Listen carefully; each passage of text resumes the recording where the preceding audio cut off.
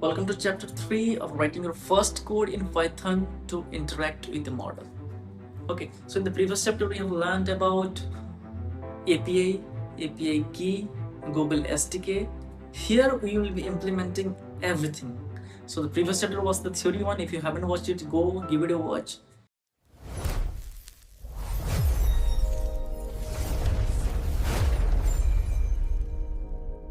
Let me just open my PyCharm. So this is the application where I will be using Python to interact with the model. That's the Google Gemini Flask model. And this will be your first Hello World program, but in GenAI. I have opened PyCharm. Let me just create a new project. Create a new project. If you want to code with me, you can go for any other editor, or I'll suggest you to use PyCharm because it's super easy, convenient, and it's easy to write. Okay, so your new project looks like this. I'm just going to delete everything. I'm just going to make the font a little bit larger, making it 35 so that you will be able to see it clearly. Yeah, we're good to go. So we are going to start from the very first line, which is from Google import GenAI. Okay, let's start typing from Google.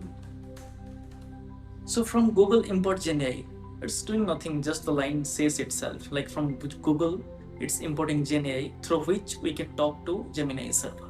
So here we are not doing anything magical, just importing the GenAI module. And why are we importing this? Because we want to talk with the Google server. That's the only reason we are importing the GenAI module. So from Google import GenAI, so it's officially importing the GenAI library. Okay, so like it's like before starting any project, you are opening your tool set. Like, let's move ahead. So our coding environment is Python, as you all know. Google.GenAI is the Google's official library. Okay, we're using the Google GenAI official library to interact with the Google server. Cool. After installing ChatGPT, you're able to interact with ChatGPT models, maybe GPT-5, GPT-4, or GPT something else. So just like that, after installing this Google GenAI SDK, we are now able to access Gemini. Okay, let's go. So now let us generate our API key. Because in order to interact with the Google server, you would have to provide some kind of authorizations. So you want the Google server to know that you are a genuine person and you are authorized to access it. So for that, you will be needing some kind of pass, some kind of identity card to say that, see, I am an employee of your and please permit me to visit your campus. Just like that, you will be asking the Google server by giving your API key. That's right. By getting your API key, you will be saying that this is the authorizations that I possess. Please allow me to interact with your server. So how to create a Google API key? Let us open another browser, say Chrome, and type Google AI Studio API key. Yeah. So here we'll be getting our first API key that we will be using in our program to write the very first code. Click on the first link, AI Studio will open. Click on Get Started.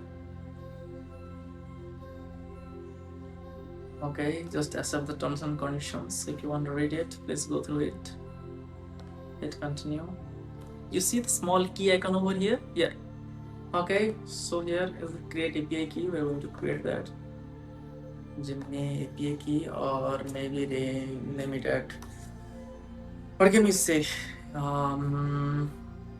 Chinkun is a friend of mine. Chinkun's API key.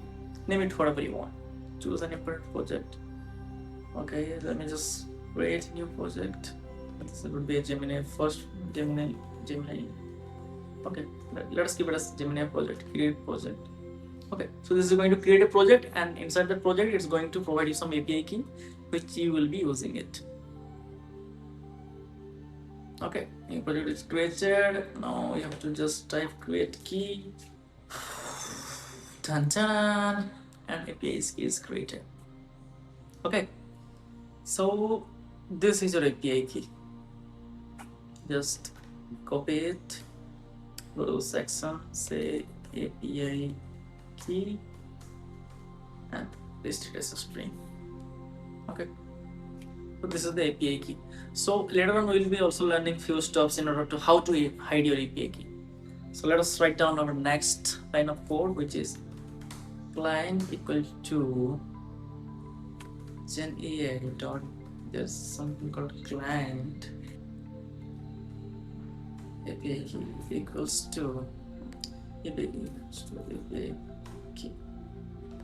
Okay. So what is this particular piece of code exactly doing? So this piece of line exactly tries to create a connection between your system and Google GenAI server. Guess what it's doing? So this behaves like an API. Am I right? And the API key is used as a way of authenticating yourself. So this piece of line exactly establishes a secure authenticated connection between your Python code and Google GenAI servers. As I had told, your API key acts as your digital identity. Okay, so what's the digital identity over here? Your API key. Remember when I told you, like, if you want to enter a TCS campus, you would have to show your TCS ID card. Just like that, if you want to talk with Google GenAI server, you would have to show some kind of identity. And here, your API key acts as an identity. Are we good to go? Let's study a bit more about this. Okay, so this is my Python code, which is this. And here we are using this API key, which is stored in this API key variable, which exactly we are passing it over here. Then what is it doing? Like, it's trying to establish a connection securely. Okay. What the API key does, verifies your identity to Google, as we have already discussed, authorized access to Gemini services, tracks your usage and quota. So now they're providing you all these API keys to make these API calls freely, right? But trust me, 5 years from now, they are going to charge you a lot. GenAI is rapidly growing. If you don't catch it now, you might fall behind. Okay. Here it said never share your API key publicly. It's like a password. I have also shared my API key to you, which is right over here, but don't worry, I'll delete it later on. You won't be able to use this. Okay. So let us move to the next line. Okay, so now the connection is established between you and the Google API server. Now you want to talk to it. How do you want to talk to it? Say, I want to call someone. What do I need? I need a number, right? So the same way, if I want to talk to the Google server, I wanted him to know that to which model I will be interacting to. Am I right? So I would have to give the model.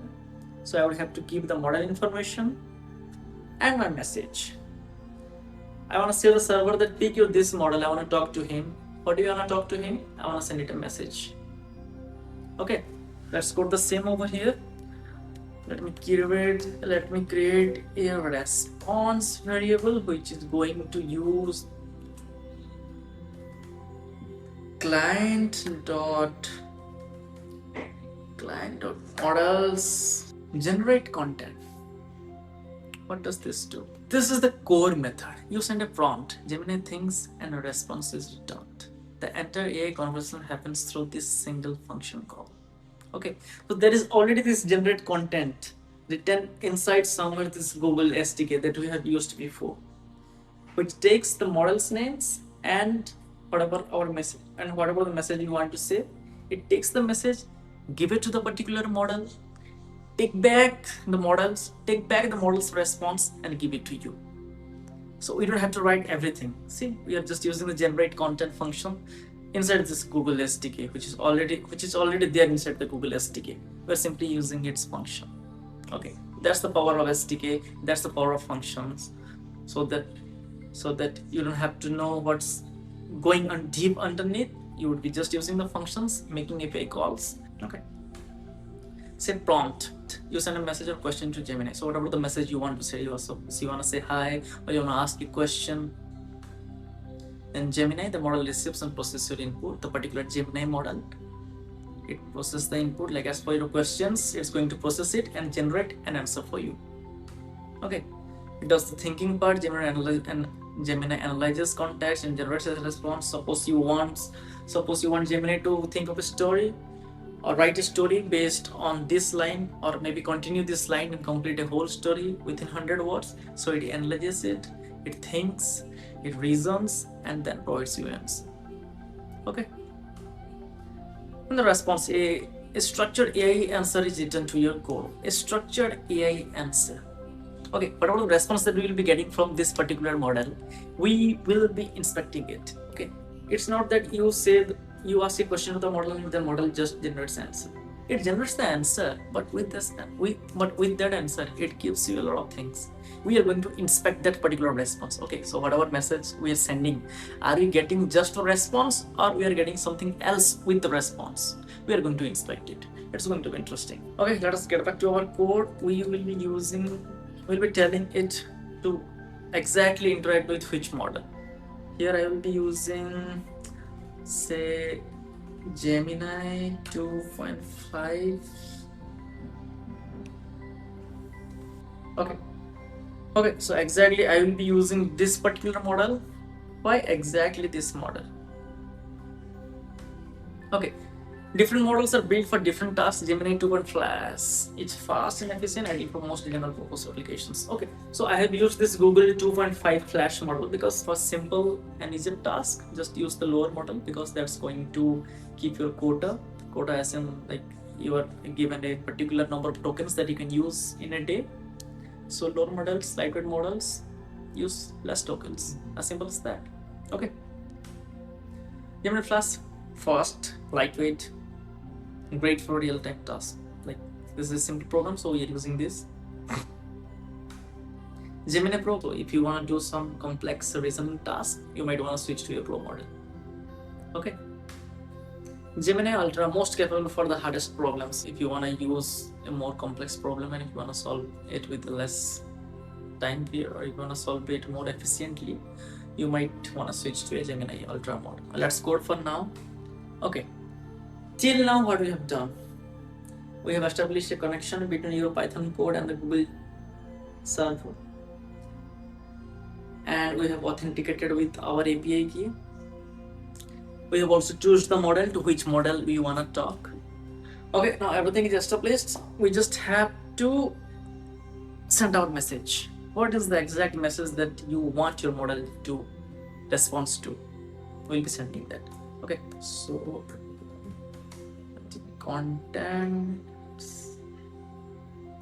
equals to hi. Okay. Now, till now, what have we done? We have established a connection between your Python code and the Google server. We have authenticated with our API key. We have chosen the model, the right model that you want to talk to. What do you want to talk? We have already sent the message. Okay, now everything is completed. We would have just to print the response and hope that it works, because programming is all about hope. Just cross your fingers and hope that this program works. Okay guys, so my system just got hanged and I was trying to figure out what happened from the last 15 minutes. So I have decreased the font size so that you will be able to see it properly, get a better visualizations from your side. And let me just try to run this model. Hopefully this works. Yep, this is the first AI code from your side and you have built it and it's working properly. Congratulations. Okay, yep, here is this. Hi there, how can I help you today? So our message was hi, and in response to that, it has responded with hi there, how can I help you today? Just want to print our response. So it would be response dot, let us say yes, it's inside text. So let me just write it over text and print it. Let's see. Yep, we just got our answer. Hi there, how can I help you? Let me change my question. Let me just ask the model different questions, like tell me something about Elon Musk in maybe 50 words because I don't want to use a lot of tokens. Okay. Let us try to run it and see whether it works or not. It usually takes 5 to 10 seconds. Ta-da! Here we go. Elon Musk is the CEO of Tesla, revolutionizing electric vehicles and SpaceX, pioneering private space travels, and da da da da da. Okay, so I want you to write this particular piece of code, interact with the model, maybe change the message and see, check out the response. What other parameter does it have? Okay, let me just give you an overview of what has just happened. Okay, so this particular line is importing the GenAI module, which has all the tools and functions that we can use to interact with the Google API server. Okay, this is the API key. We need to hide it. I'll teach you different methods in the upcoming classes, but you will be hiding your API key. This is the client which is establishing a connection between your Python code environment and the Google server. Okay, and this is everything is getting stored inside the response. Here you are asking the particular model to generate content, and you're passing the model to exactly which model you wanna talk and what do you wanna talk. Okay, here we are simply printing response. Okay, what is a prompt do? Your prompt is the instructions you give Gemini, like the thing that you wanna talk to the model. The quality of the prompt directly shapes the quality of the response. The better you talk to the model, the better communications language you use to talk to the model, the better its response. What's actually happening behind the scenes? Let us go through it. We wrote our Python code. Python runs a script. Okay. Google SDK formats the request because at first, remember when we install Google Gemini SDK? Yes, that formats the request, like it arranges everything in a concise way and give it to the server. Internet transmits data. Obviously, Google AI receives request, like the API, like the AI server, Google server receives your request. Gemini thinks and generates. Whatever question you have asked, the Gemini thinks, loops, reasons, and then it provides you answer. And the answer is displayed on your screen. It's as simple as that. Chapter summarize कर लेते हैं. Chapter 2 और Chapter 3 हम क्या क्या पढ़े? Okay, so whatever the things that we have done, we did it to write our first AI program. Install Google SDK. At first, we just installed the Google SDK. We learned what is an API. We also learned about API keys. Then we connected our Python to the Gemini server. Then we sent our first prompt, like the hi, or tell me something about this guy. And then the AI responded, and we just visualize it in our screen. You have just written your first AI program. Next up, prompt engineering. So in next chapter, we will be studying about prompt engineering, which is going to be far more interesting than this.